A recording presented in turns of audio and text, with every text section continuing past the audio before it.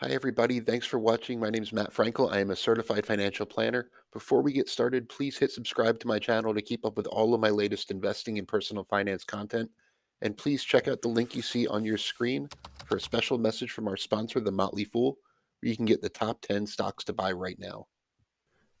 When you're just getting started with investing, it can be very tough to figure out what to buy and, most importantly, what not to buy. So, there are five stocks in particular I wanted to kind of share with you right now that are all toward the top of my list right now, meaning I think that they're great deals. And all of these are very beginner friendly stocks. So, first of all, what makes a stock cheap? This is a big lesson beginners should learn. A stock being cheap or expensive has very little to do with its share price. A stock could be $1,000 a share and be cheap, or it could be $5 a share and be expensive.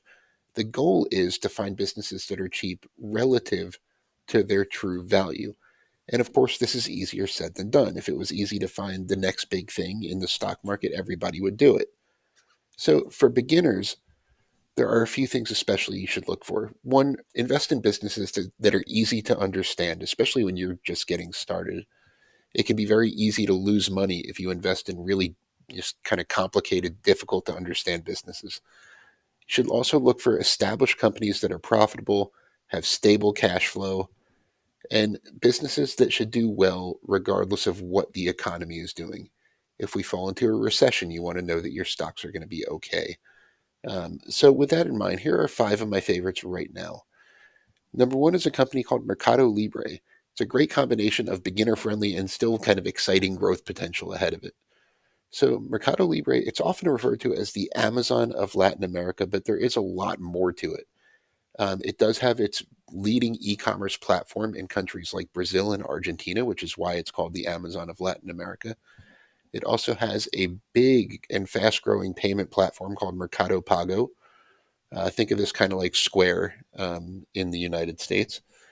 It has a shipping platform. It has a lending platform. It's essentially trying to create an all-in-one e-commerce and finance ecosystem for the region. The stock's down about 60% from its highs, and it still has a lot of room to grow. It trades for a relatively small valuation compared to the big e-commerce players you would think of in the United States. One of my largest investments and one that is a great beginner-friendly stock that's really exciting to watch. Number two, Moderna, MRNA. Moderna is a vaccine maker. They are kind of the pioneers in mRNA vaccine technology, and their business really exploded during the COVID pandemic because it was one of the most successful COVID vaccines. That made the company a lot of money that it's using to translate that technology to a big platform of other vaccines. It's developing a flu vaccine using the same technology. It's developing a combination of COVID flu vaccine. There are dozens of products in its pipeline. If they're successful, this could be a massive long term winner. Shares are down by about 65% from the highs. Most of that is because the COVID pandemic is transitioning to an endemic phase. Governments are buying fewer shots, things like that. So there are a few factors to know, but this is a very profitable business, and the early results for its medications or its vaccine pipeline seem very promising. Three, perhaps the most timeless business on this list is Disney, ticker symbol DIS, another one of my largest investments. This is a business with simply unmatched pricing power. Disney has a big stable of intellectual property and just a loyal fan following that allows it to charge more than competitors for similar products and services. Disney's theme park business and film franchises are strong and should keep money rolling in the foreseeable future. And the Disney Plus streaming business still has massive potential. It has the competitive advantage over a lot of other streaming platforms because of its intellectual property, meaning its existing content that it could use to leverage the platform. The pricing power is already starting to be apparent as Disney is raising prices already on Disney Plus and rolling out an ad-supported version. Disney shares are down by roughly 50% because there's a lot of concerns about consumer spending if a recession comes and things like that. And there are concerns about the future profitability of its streaming business, one thing I think the market is really overlooking. So Disney is one of my favorites to buy right now, especially if you're a newer investor.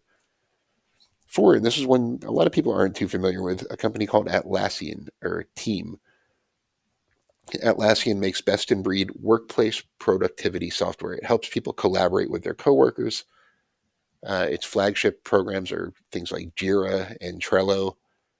Um, there more and more people are working remote these days, and that should continue to grow over the coming years, and it should give the industry a major growth tailwind when it comes to the need for ways to efficiently collaborate with people that are not in your office.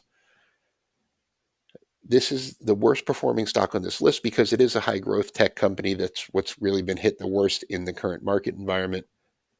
And its shares are down by about 75% from the highs, but the business is still growing impressively and still has a huge opportunity ahead of it. Five, last but certainly not least, a great beginner friendly stock is Bank of America. Give you some financial sector exposure. Of all the big banks, Bank of America is one of the biggest beneficiaries of rising interest rates. It has a very low cost deposit base and a very loyal consumer base. It's got a big credit card business that the rates go up as the Fed raises rates. It has been very focused on efficiency and building technology into its business and trades at a cheaper valuation than some of the bigger banks like JP Morgan Chase. Shares are down about 40% this year, despite the business doing very, very well. So if you want some banking exposure in your new portfolio, Bank of America is a great candidate. I want to thank The Motley Fool for sponsoring this video. The Motley Fool is a company that provides investing insight and stock recommendations for investors of all skill sets and risk levels. You all know how much I love researching new stocks and trying to find the next best investment. So I'm proud to partner with The Motley Fool to bring you 10 stock picks from their popular product, Stock Advisor. Stock Advisor has beaten the market by more than 3 times. So go to fool.com/Frankel to get your 10 stock picks now. The Motley Fool Stock Advisor returns are 354% as of 9/12/2022 and are measured against the S&P 500 returns of 112% as of 9/21/2022.